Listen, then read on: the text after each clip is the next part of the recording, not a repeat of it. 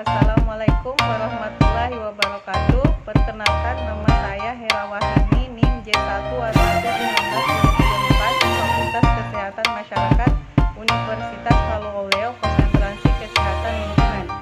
Baiklah, saya akan mempresentasikan jurnal nasional dengan judul Tingkat Pencemaran Logam Berat dalam Air Laut dan Sedimen di Perairan Pulau Muna, Kabaena, dan Buton, Sulawesi Tenggara. Pendahuluan. Kabupaten Muna dan Buton merupakan wilayah kepulauan sehingga sumber daya perikanan yang sangat potensial dan sangat membutuhkan perhatian untuk dikelola secara bijak dan lestari. Pulau Kabaena mempunyai kandungan nikel yang cukup tinggi, sebagai akibatnya terjadi pencemaran air yang berasal dari rembesan tanah galian di atas perbukitan dan bermuara ke seluruh langsung mengalir ke laut, dan bila hujan deras, air Sungai Merah dan air laut juga keruh, sehingga usaha budidaya rumput laut dan tangkapan ikan berkurang. Keracunan logam berat umumnya berawal dari kebiasaan memakan makanan yang berasal dari laut, terutama ikan, udang, dan nilam yang sudah terkontaminasi oleh logam berat.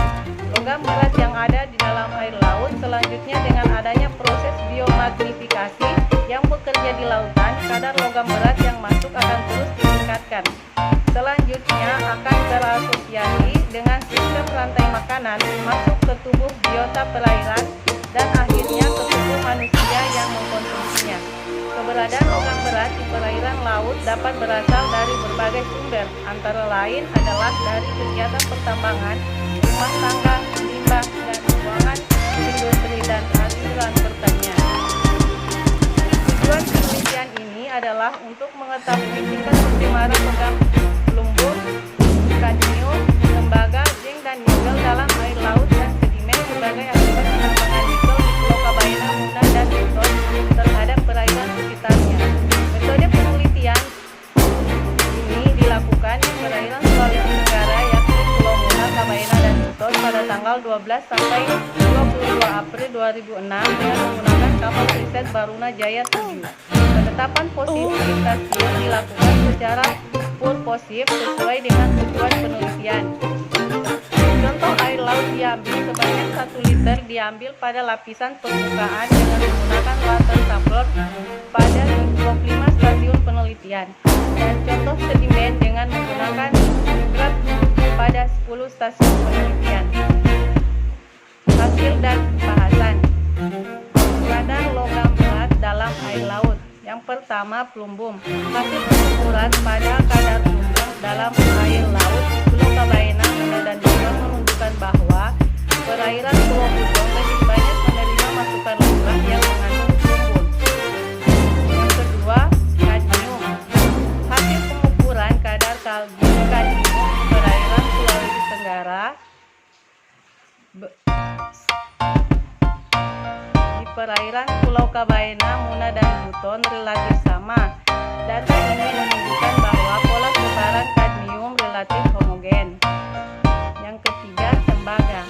Hasil pengukuran pada kadar tembaga di perairan Sulawesi Tenggara menunjukkan bahwa secara rata perairan Pulau Kabaena lebih banyak menerima masukan limbah yang mengandung tembaga. Yang keempat, zinc. Hasil pengukuran kadar zinc di perairan Sulawesi Tenggara menunjukkan bahwa secara rata perairan Pulau Kabaena lebih banyak menerima masukan limbah yang mengandung zinc. Yang kelima, nikel. Hasil pengukuran kadar nikel di perairan Sulawesi Tenggara menunjukkan bahwa secara rata perairan Pulau Buton lebih banyak menerima masukan limbah yang mengandung nikel. Status mutu air.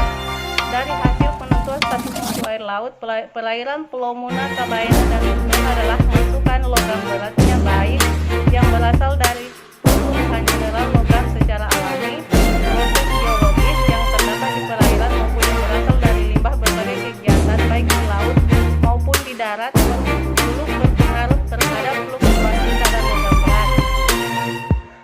Logam berat dalam sedimen. Dari hasil pengukuran kadar logam berat dalam sedimen di perairan Pulau Kabaena, Muna, dan Buton adalah sedimen di perairan ini lebih banyak mengakumulasikan logam nikel dan zinc, baik yang berasal dari peluruhan mineral logam secara alami maupun proses geologi yang terdapat di perairan ini, dan yang berasal dari limbah berbagai kegiatan baik di laut maupun di darat. Kesimpulan dari penelitian ini yaitu berdasarkan data yang dikaji, maka dapat disimpulkan kadar logam berat, lumbung, kadmium, tembaga, zinc, dan nikel dalam air laut relatif masih rendah dan masih sesuai dengan nilai ambang batas untuk kepentingan biota laut.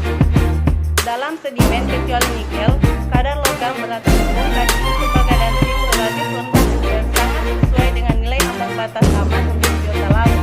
Tingginya kadar logam berat dalam sedimen dibandingkan air laut menunjukkan adanya akumulasi logam berat dalam sedimen. Itu saja yang dapat saya paparkan. Terima kasih. Wassalamualaikum warahmatullahi wabarakatuh.